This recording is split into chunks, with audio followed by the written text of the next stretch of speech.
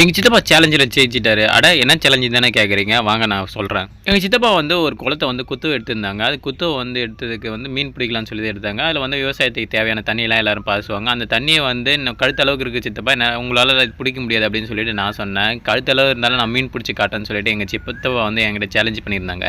அது எப்படி சித்தப்பா முழங்கால் இருக்கிற தண்ணியிலே வந்து மீன் பிடிக்க முடியாது. கழுத்தளவு இருக்கிற தண்ணியில எப்படி நீங்க வந்து வலை போட்டு இழுப்பீங்கன்னு சொல்லிட்டு, வந்து பாருப்பா நான் வந்து சொல்றத செஞ்சு காட்டுவேன் அப்படின்னு சொல்லிட்டு எங்க சித்தப்பா வந்து வலைய போட்டு ஒரு 3 பேர சேர்த்துக்கிட்டு இழுக்க ஆரம்பிச்சாங்க. அதில ஒரு தம்பி வந்து சுத்தி சுத்தி மீன விரட்டுறதுக்கு வந்து சுத்தி சுத்தி நீச்சல் அடிச்சிருந்தாங்க. என்ஜாய் பண்ணிட்டு இருந்தாங்க அந்த தண்ணியில.